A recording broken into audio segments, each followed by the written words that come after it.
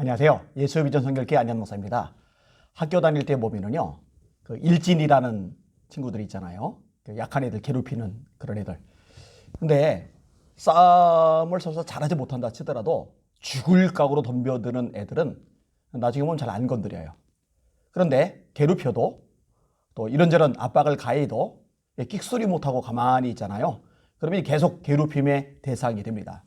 근데 이런 현상은요, 작게는 학교에서 크게는 국가 내에서도 얼마든지 이루어지는 일입니다. 최근에 실내 체육시설에 대한 집합금지 명령이 떨어지니까 여기에 반발한 헬스장들이 정부의 방역 지침을 어기고 항의하기 위해서 오픈쇼에 들어갔습니다. 그리고 오성영 전국 헬스클럽 관장협회 회장은요, 헬스장을 아예 열었어요. 이번에 말입니다. 같은 실내 체육시설에 다른 기준이 적용되는 방역 정책은 형평성이 없다. 헬스장 운영자들은 이대로는 도저히 살 수가 없어서 방역 수칙을 지키며 정상 오픈했다. 태권도장은 여는데 왜 헬스장은 안 되냐? 이런 논리도 들어가 있어요. 아예 배수진을 친 거예요. 처벌받을 각오로 작정을 한 거예요. 정세균 총리가요, 6일 날 서울시청에서 주재한 코로나19 중앙안전대책회의에서요, 이렇게 말을 했습니다. 지난 월요일부터 적용되고 있는 실내 체육시설에 대한 방역 기준을 두고 형평성 논란이 있다. 유사한 시설임에도 헬스장은 운영을 금지하고 태권도장은 허용되는 것이 대표적인 사례이다. 정부가 고심 끝에 정한 기준이지만 현장에서 받아들여지지 못한다면 보완해야 할 것이다. 현장에서 받아들여지지 못한다면 보완해야 할 것이다. 정부가 한 걸음 뒤로 물러난 거죠. 이 현상은요, 예전에 공공의료, 공공의대권에서도 드러났습니다. 공공의대를 세운다 그러니까 의사들이 단체로 일어났죠. 난리가 났었죠. 최대집 의사협회 회장도 아주 목을 걸고 덤벼들었어요. 여러분, 그러니까요, 그냥 두지 않겠다고 으르렁대던 정부가요, 뒤로 물러납니다. 담양에 공공의료 부지까지 이미 다 사놨는데 물리기 어렵잖아요. 그러면은 그럼에도 불구하고 뒤로 물러나가요. 목숨 걸고 달려드니까 정부가 물러나는 거예요.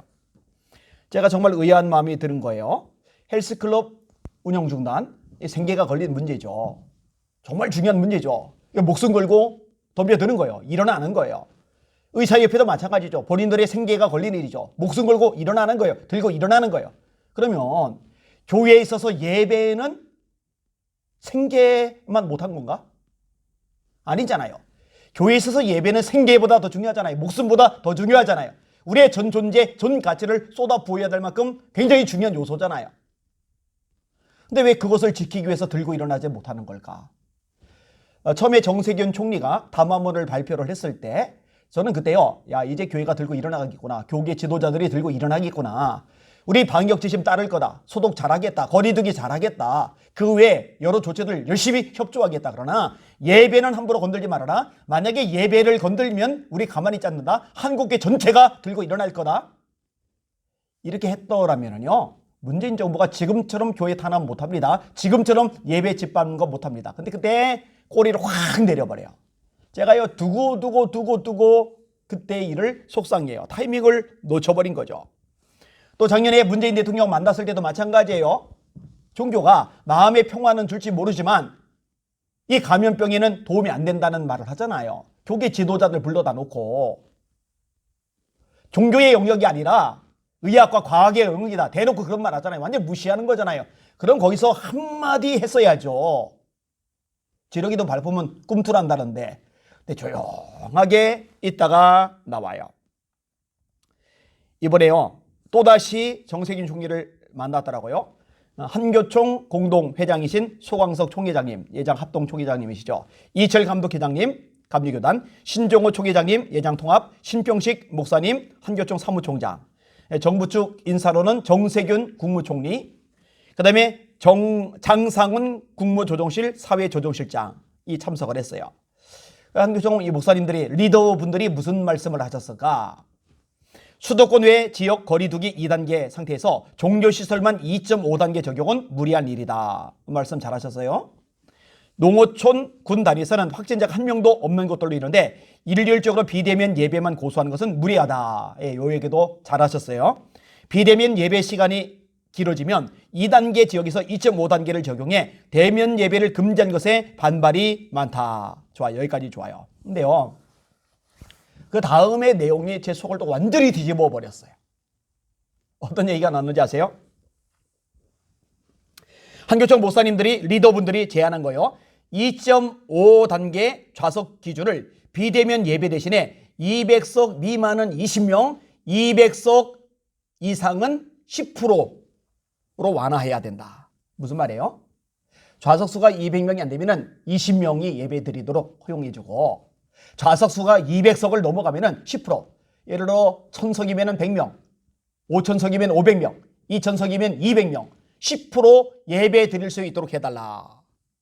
아니, 구걸하는 거예요? 예배인을 구걸하는 거예요? 아니, 헬스협회장처럼 말 못합니까? 의사협회장처럼 말 못합니까? 대놓고 좀 과감하게 얘기 못합니까? 손해볼 각오하고, 정부에 찍힐 각오하고, 피해 당하고, 나중에 불이익당할 각오하고 말 못합니까? 지도자가 뭐예요? 리더가 뭐예요?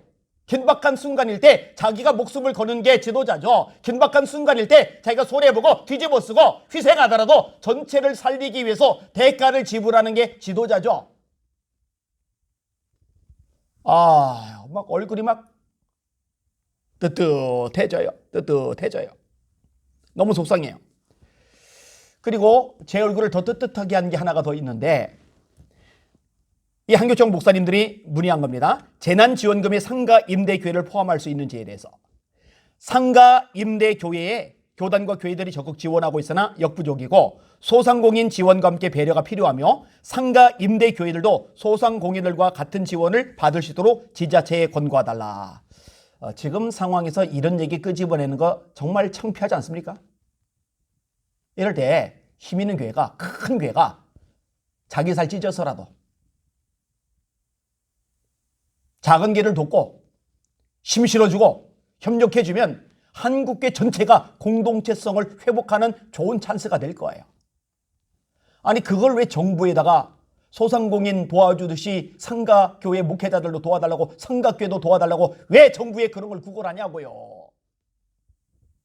너무 속상해요. 뜨뜻해요. 이번에라도 일어났어야 돼요. 이번에도 소 목사님 중심으로 정치권의 정세균 총리에게 아주 과감하게 얘기했어야 돼요. 우리 버틸 만큼 버텼다. 우리 참을 만큼 참았다. 우리 그동안에 정부 방식에 열심히 따라줬다. 그런데 이렇게 계속 간다? 더 이상은 못 참는다. 우리 다 들고 일어날 거다. 한국에 다 들고 일어날 거다. 이렇게 나갔어야 돼요. 우리 다 예배 드릴 거다. 이제 현장 예배 본격적으로 들어간다. 까짓거 행정소송 하려면 해라. 처벌하려면 해라. 벌금 물리려면 물려라. 한국의 전체가 들고 일어나 싸울 거다. 이렇게 나갔어야 돼요. 10%만이라도 예배드리게 해주세요. 삼각교회 소상공인 지원하듯이 지원해주면 안 될까요? 이거는 아니에요. 그와 대비되는 내용이세요. 오늘 부산에 다녔습니다. 아침 7시에 출발해가지고 세계일교회 갔어요. 손현모 목사님이 목숨 걸고 이제 싸우시죠. 그리고 이번에 이명문 목사님이 큰 역할을 하세요. 부산 기독교 총연합회 회장 되시는 분인데, 그분 중심으로 각 지역의 시도마다 연합회 회장님들이 있는데 그분들이 대거 모였어요. 그래서 이제 현장 예배 드린다. 목숨 걸고 예배를 위한 싸움을 싸운다. 이렇게 하기로 작정했어요. 얼마나 다행인지 모릅니다. 여러분 기도해 주실 바랍니다. 한마음이 되어서 선한 싸움을 싸우게 하시고 승리하게 하여 주시옵소서. 마음껏 예배하게 하여 주시옵소서. 예배의 목숨 건 한국교회의 조력을 보여주는 기회가 되게 하여 주시옵소서. 거대한 골리앗 다윗의 몰맷돌 앞에 무너졌는데 그런 역사를 보게 하여 주시옵소서. 하나님이 도와주실 줄 믿습니다. 할렐루야.